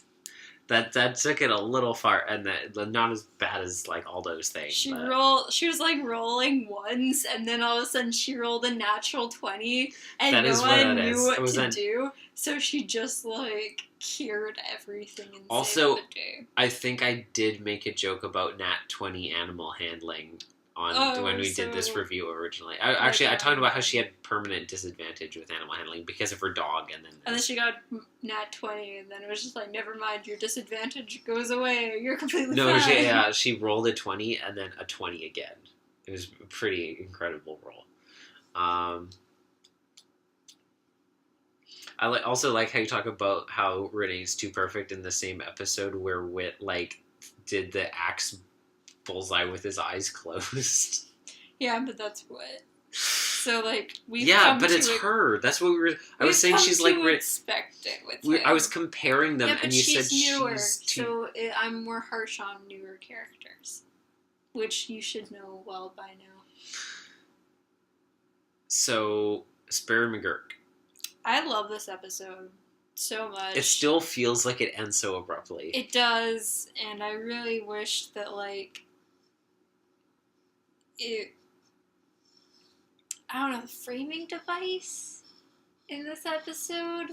I remember saying, like, I remember it's like the super plot twist episode. There's like plot twists more. Every 3 seconds. Wait, there's more. But it was actually his journal. You know, it's funny. I realized, though, on the second listen through, because we were I listened to this episode like 3 times, but it was like in a row. We criticized the fact that Wit was like telling the story to Renee so she could like program it into the imagination station. I was gonna say I wish that that it was an imagination station adventure because it's been a really long time since we got one of those. Instead of just Wit telling a story, since we've gotten a lot of those recently. I remember that we criticized that fact because we're like, the imagination station writes its own adventures based on like procedural generation from historical data. This has been a thing for like a decade and a half now. Come on, guys. But on the second listen through, I realized this is the reason that he's getting Renee to do it. Is probably, I mean, for one, if you want to work on the imagination station, you need to know how to make them by hand if you want to know how to, like, edit and work on stuff. But two... Also, if you want to make, like, custom adventures exactly, for kids. Then, unless that's what you're about to say. I was going to say, the structure of this story is not one where you could just, like, have the computer, like, simulate the events of this story and then drop a kid in it. Because if a kid starts at the beginning of Square McGurk's story and goes through beginning to end... you're missing out on the point of what we got from what's telling of it, which is a hindsight sort of thing. The point that it's like 5 plot twists. Exactly, yeah. Because the way Wit tells it is like a hindsight sort of thing, where we start at here, and then we go there, and then we like go here, and then we go here. And there's like 3 time periods that we're listening to in reverse order to like get all of the twisty twists in it. And so... Can you imagine what it'd be like actually interacting with Sperry McGurk? Because instead of Renee just being like, oh my gosh, to like Wit, that sounded more like Elizabeth Swann than anything remotely Scottish. Mm-hmm. I wasn't trying to sound Scottish. It would just be like people freaking out at Sperry McGurk, and he'd be like, what's your problem? So... calm down. Yeah, I think the reason that Renee is doing it manually is because this is a story that requires like a specific non-chronological order for a kid to experience as an adventure to like get the full depth of it. So you can't just use like the auto write program. Also, like if the machine ever glitches in a way that like the reading the program thing shuts down for a little bit and has to be fixed, then if programs need to be made, you can just... Well, yeah, I mean, you need to be able to work on programs. You need to know how one's put together. How similar do you think making an imagination station program and making a room of consequence program is? Well, I was going to say absolutely identical. I don't think it's identical. I think it's more different than it is similar. From a programming standpoint, identical, basically. But from a... like narrative writing standpoint, obviously it's completely different because you're not writing events that happened. You're coming up with your own. I mean, narrative. there are imagination station programs that are completely fictitious, but like with like what? Like everything in the freaking imagination station books, basically. Well, that's not canon, Victoria. I don't care. But, like, everything in the Room of Consequence is, like, hypothetical, basically. Yeah. That's what I'm saying. That's the part that would be different. Yeah. But, like, in terms of the way it, like, creates simulated environments and stuff, that would be the same. Are you listening to me? Yeah. Okay. I also have blue stuck in my head. Yeah, I know you do. There and back again. I was correct.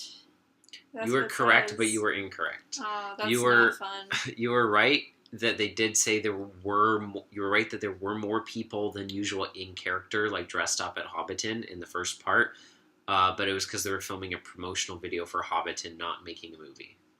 Darn it. Yeah.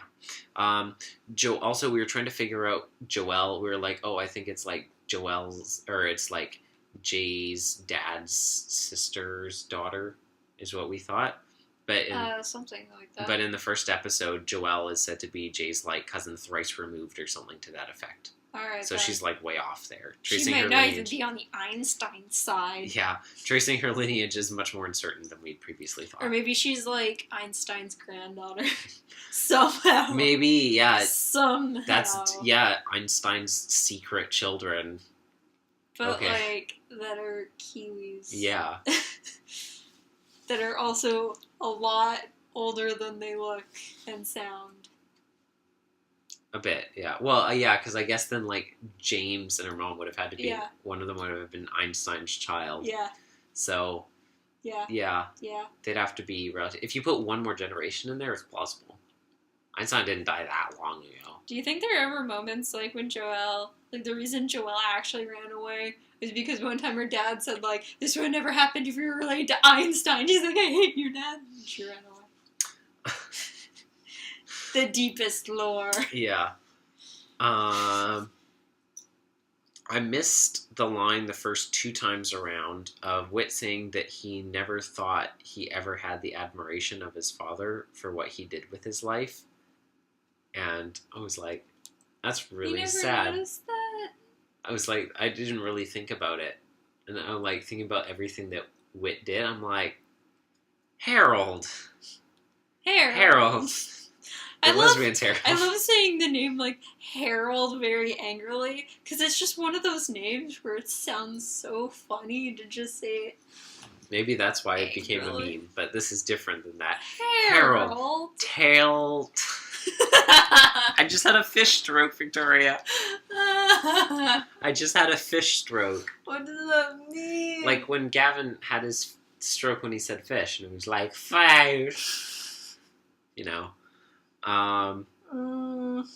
Yeah. When Harold, like, he told, like, tell your son that you love him, you bad, bad man. I mean, he's dead, so, like, that might be hard. It might be, but it doesn't have to be. What does that mean? You're the one who said might. You left that possibility open. Right. So... I mean, he didn't show up in the Mortal Coil. So... Yeah, so... You never know. Like, you know who didn't show up in the Mortal Coil besides Whit's parents? Martin Luther. I Archduke Franz Ferdinand. You're right with both of those things, but I was going to say your favorite character. Charlotte also, Charlotte. I know. I pointed that out in Journal of Johnny Rue Whittaker. I still got a headcanon that they have, like, a falling out or something. Whit erased her from his memories. So it's the only, like... Them falling out is the only way I can justify her never being mentioned or not showing up, because that's why Jack was never mentioned. Also, he didn't exist, but, like... They did justify it, yes, by being like, Charlotte we were fighting. Does exist. She does, and we're going to learn about her soon, Victoria. I know. That's my dolphin cry. Yeah. Actually, that's my war cry when I ride my girl horse. Nay. It's like that one dating set. Like the horse. I want my horse to look like Chauncey II. So, anyways. So it looks like it's in a constant state of let's keep doing this because it's after midnight. Oh, I'm so tired. Well then you should hurry up and finish the episode. We're on the last episode of the year, Victoria. Like I said at the beginning of this, re-listening to part 2 after part 3, the recontextualization raises so much better. Way more red flags, way more clearly, creates a much more distinct separation between what Joelle is saying and what would actually be a bad situation with her dad, which like I said, it's clear before, but I'm just worried about, like, kids who are young enough that they might not be able to tell that difference. The cut on Joelle's hand was estimated by the nurse, I think, or Whit, one of the two, to be a few weeks old when they first found her. The nurse also said that her shock was caused by emotional trauma. Yeah, that was never explained. Well, it sort of was, and so I was kind of putting this stuff together, remembering. The nurse said it was caused by emotional trauma or possibly a psychotic break, nothing chemical or physical going on that they could find. Which is weird, because then in part 3, Joelle's like, Ethan had us doing all these drugs. And I was like, why didn't she say that? In part 3. Did she say it like those words? She said he had us doing some pretty crazy... Did she use the word drugs? I don't remember her saying but anything yes, about drugs. That is what she said. Oh. She's like, he had us on some pretty heavy stuff or something like that. Like, something where it's like... I don't think she maybe used the word drugs, but it was, like, very obviously, like, she was saying that, yes. Well, I did not pick up on that. So I thought it was Fight Club, I was right. weird that the nurse didn't find anything physical or chemical. Anyways, but I have an idea about this, because Whit also mentions that, I said before, Joelle's eyes seemed vacant once Ethan entered the house when they met him. So putting that stuff together, I'm guessing that Joelle was being abused by Ethan under the guise of helping her to a point where she was dissociating to escape. And that's how she ended up in the middle of the road with little memory, because she says that she was like, that Ethan had him tripping heavy and stuff, and that's what happened. But since the doctors couldn't find anything in the blood tests, I'm guessing that it was a little bit of drugs and a lot more dissociation, and that was clouding her mind, and that's what landed her out in the woods. That's really sad. It is sad, 'cause she didn't spend long with Ethan, so the fact that she could have, like, PTSD from such a short amount of time spent together is pretty bad. And I never said this before, but, like, the letter from her mom was super emotional, and I thought it was really good. I liked her mom as a character, even though she, like, never I found it showed up. I liked her backstory. My sympathy with Joelle for, like, ditching her dad was already pretty low, and then after I found out that she did it immediately, that she did it immediately after her mother died because she was angry at her mom for, like, not taking, chemotherapy so that her sister would live, was even significantly lower. I was just like, I shouldn't have left, and that was a horrible thing for you to do, but I feel bad for you because of Ethan. I was like, I guess I see sort of where you're coming from in a way, in that you were like putting your child above yourself, but, like, there's also other people to consider in that, and so it's not like 100%. Who were you upset with, the mom or Joelle? Well, I'm upset with Joelle. Oh, okay. And I was like, I can kind of see where she was coming from in a way. Like, I could see how the mom's decision wasn't 100% clear cut, because it wasn't just like, oh, I'm giving myself up for my baby and it's not impacting other people, because obviously it was negatively impacting a lot of other people. Let's just say there was no way to win in this scenario. Obviously. So, like, I do sort of see it, but the fact that Joelle took that and she's like, well, now, Dad, now that your wife has just died, I'm going to ditch you because I hate you, Mom, for dying from cancer. I wanted Joelle to show up. And I was like, wow. Or not Joelle. I wanted Terore to show up, like the sister. But she had to undergo what I'm going to call rapid aging, the Everett effect, where the child is not allowed to appear for whatever reason. Well, I mean, what do you think she would have contributed by showing up? She would have just, like, cried and garbled. I just wanted her to be like, Joelle, and then Joelle. I don't think she's old enough to form names. It could have been her first word, Devin. It would have been emotional. Yeah, that wouldn't have been cheesy at all. We all know that that her first word, and maybe the only word she'll ever say, is Terore. She's like a Pokemon. She can only say the one word. Davenport. I think that Davenport is the saddest out of the 7, which is probably... It is true, yes. I could see a lot of people being like, no, it's Lucretia. I'm like, I think it's Davenport. It's Davenport. It makes me sad. But also, it's Lucretia. I mean... anyways. I think it's Davenport.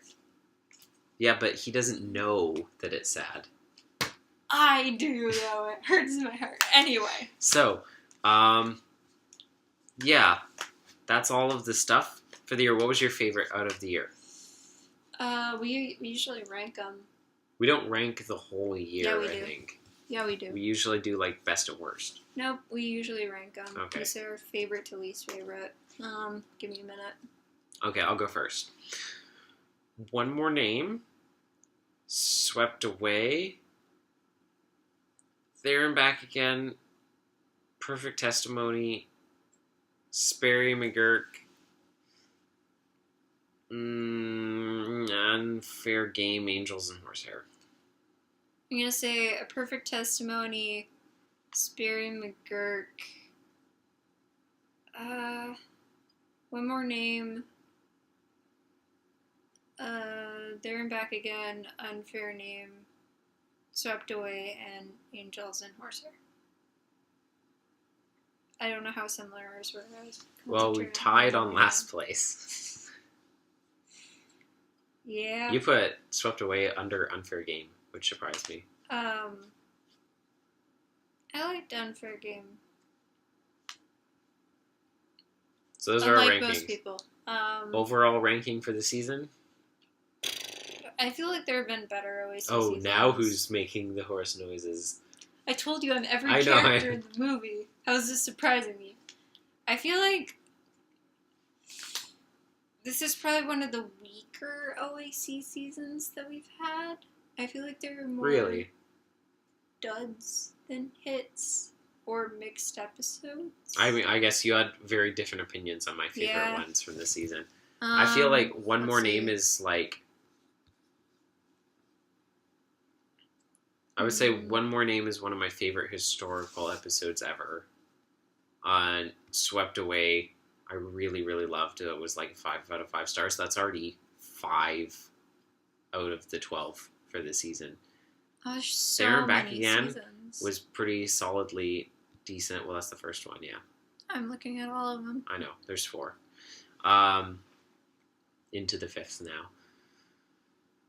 And Perfect Testimony is pretty decent. Sperm Record was alright. So, yeah, I would say, like, it's pretty good overall. I'm going to give the overall season rating 4.4 out of 5. I think that my favorite 2 seasons of the OAC Club were last year and the year before. I'm going to give it a solid 3.8 out of 5, the rating of the day. Alright, so that's everything, Victoria. Yay! Finally, we will release you. I don't remember what we're doing next. I kind of cheesed it a little bit because... What's that mean?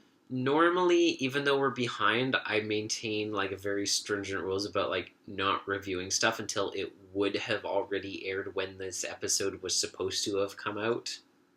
But it just makes the scheduling a lot easier if we start doing breaking the rules. If we start doing the next album right away, even though when it would have come out, only the first episode of the 2 would have come out. Next album. We're gonna do the first couple episodes. We'll be doing Your Honest Opinion, Please, and The Secret of the Writer's Ruse. I have listened to Your Honest Opinion, Please. So have I. And I haven't listened to the next one. Neither have I hope it's a mystery. It is a mystery. Anyway, say your name. I've been a horse girl. And I've been the other horse girl. And You're the girl horse. I'm girl horse. And I'm horse girl. Let us leave you with these final parting words of wisdom. Wow, it really is like Mabimbi. Iron Man 3 apologists constantly say things like, "Oh bro, Iron Man 3 is such a dark movie, ellipses." And I'm just like, are you sure about that, dummy? Since I don't remember when The Dark Knight had Cheesy's 90 pop songs as its main theme, and then Kiss from a Rose is just going through my head, like, baby, but like the Funhouse versions has them saying "Milady" a lot. This has been My Brother, and Me. I'm Devin Francis. Kiss your dad, square on the lips. Goodbye. Bye.